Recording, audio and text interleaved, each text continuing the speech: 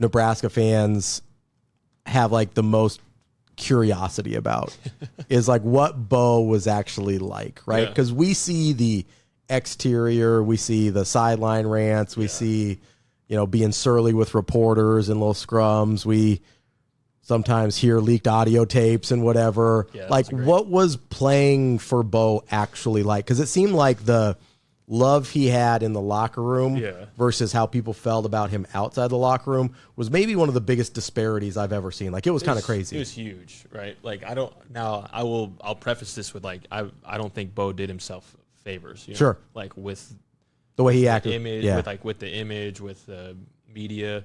But Nebraska is very unique in the sense where you need a head man that can, like, wear the mask with the fans. Yeah. You know what I mean? Like, that can be all-encompassing and has the energy to, like, pour into the fans, while also, like, being a strict, you know, like a hardline football coach. Yeah, like a old school hard football coach. Like, those guys don't really exist. It's anymore. Pretty rare. Like, I'm trying to think of even any coach in history.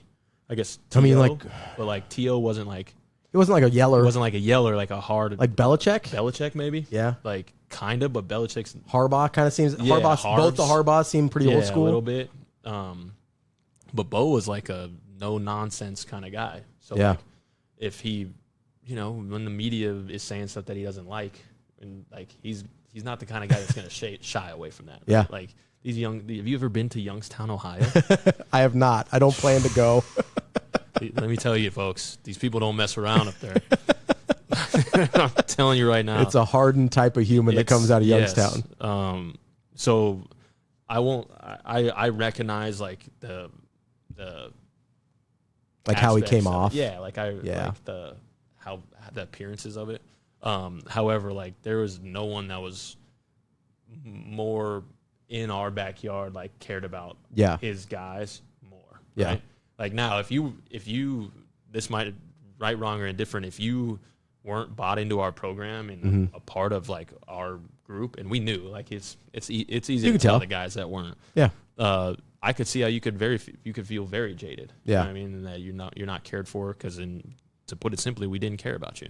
Like, yeah, I mean, you know what I mean? So if you're not riding with us, we're not riding with you. Why would we? Right? Yeah. Like, at that point, we were so indoctrinated, I would say, like, into the program, into what we were doing, into our mission, into our belief, that nothing else mattered. And that, I know that sounds crazy, but that's what it takes to be. Yeah, like when you're, like, siloed off like that, like that's what it takes to be a good football team. And we weren't even great. We were very good, darn good football team.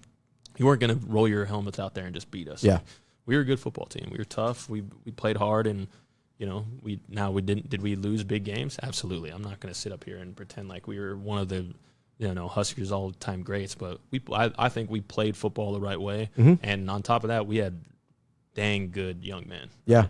We got the kind of guys that come back. We saw it with Team Jack last week, right? Right. Got the kind of guys that come back 10, 15 years later to raise money for pediatric brain cancer in a state that they don't live in. So, I'm very proud of that. But sorry, I digress. No, from absolutely. what you were saying about Bo. Bo brought those kind of guys in. Sure. Right? That, like, we'll fist fight you. And I think that's, like, a testament to, like, kind of what we were talking about, though, of, like, the two sides of Bo. Yeah. Right? Like, obviously he wanted a certain caliber of human being. Absolutely. But he also came off like a raging psycho half the time. Like, I don't know how else to put it, you know? Most of us, but if you look back at those teams, I'd say like 80% of his teams were exactly like him. Really? Right? Like, because I think a lot of people don't realize, like, I'm a little bit crazy. You know, like, I don't. I know that sounds ridiculous. I think you're a different kind of crazy than Bo. Like, yes. But, like, you don't play football for that long. If you're normal. Like, if you're a normal person. You know what I mean? You're like, no, I want to go get my head beat in some more. That seems fun. You're not normal by any means. Crazy might not be the best description of it. But, yeah, like, I could see how it seems like he's a lunatic. One, he was incredibly passionate. Sure. And two, he just demanded excellence. Yeah. Right? Like, and it's one thing to say you demand excellence, but to actually demand it in every aspect is a whole different ballgame. So I respect Bo, and I appreciate him. I love him to death. Some of his actions I don't think were the best. I'd say you also kind of get it, though, right? Yeah, like I completely understand, like, a Husker fan that is like, not my favorite, you know? Well, when you have that kind of exterior persona, you have to win a lot. You have to win. Like a lot. A lot.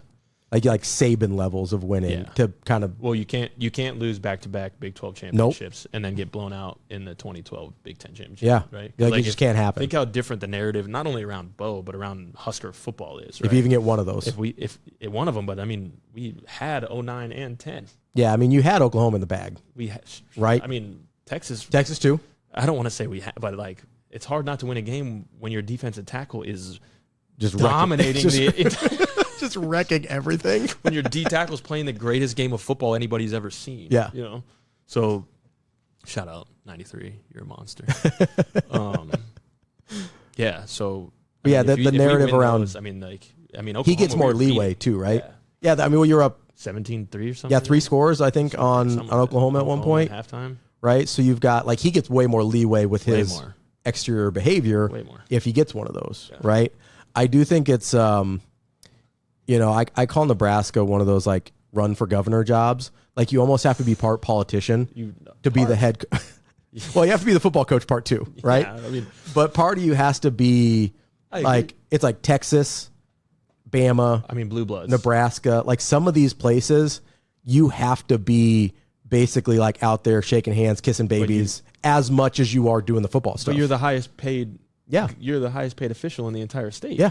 So I would say you are a politician. Yeah, you are really. You're paid publicly. You're a public official. Public official. Yeah. Yeah. You may not have to win an election, but you do have to win the popularity contest. Yes, you do. And to be honest, I think a lot of people don't realize you did win an election. Yeah. It might not have been a public one. But behind closed doors, you won an election. For sure. There's plenty of guys that don't get opportunities for reasons that are not because they not don't know football ball. related, right? And that's honestly, I think that's the thing that is the hardest thing with Bo is I don't think he ever, and I obviously don't know him, but it seemed like he never got that was part of the job. No, I genuinely think he did get that. That's part of the job. He just didn't care. He had no interest in it. Yeah, and I think it played into. I think it had a lot to do with him feeling like it doesn't matter, like it will never be enough. You know what I mean? Yeah. That's what his whole thing with that recording was. Is wait till I leave. Yeah. See how this goes. Yeah.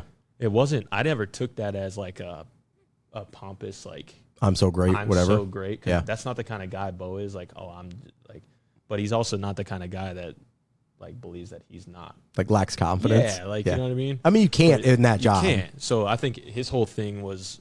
People don't understand the powers at play. Yeah. Right? How many moving parts and how difficult it is to get everybody on the same page to have a winning standard. Yeah. And unfortunately for us, we've found out in the past. Yeah, we effed around and found out. We found out the hard way. I mean, really, that's. But, with that being said, I'm really, really excited about Coach Rule. Yeah. And where we're headed right now, and the staff and the culture that we've got down there. But yeah, it was tough, and that stuff you can tell it doesn't come and go. You know what I mean? You got to find it, and then you got to hammer it home for generations. Because look at Alabama right now. Yeah, I mean if Kalen DeBoer doesn't make a college football playoff, they're going to fire him this year. Yeah, absolutely. And he's a great football coach. He's a great ball coach. He's anybody in the country would be thrilled to have Kalen DeBoer. Yeah. And if they don't win 10 games and make the playoff, he's gonna get fired for sure. Which bums me out because and what a tall task too. Yeah, to follow Saban. What are you doing? And in a conference that has completely changed. Yeah. Now everyone's getting paid and everyone has a lot of dollars. Yeah, the playing field has leveled quite a bit immediately. Yeah. It's it's all above months. board now. Yeah. Oh shoot. Yeah. We don't have this crazy advantage. I'm gonna retire. I think I'm about done here. Most Pete Carroll thing ever. Oh man. I think we're cool. What time is it? Yep. I think it's about that time.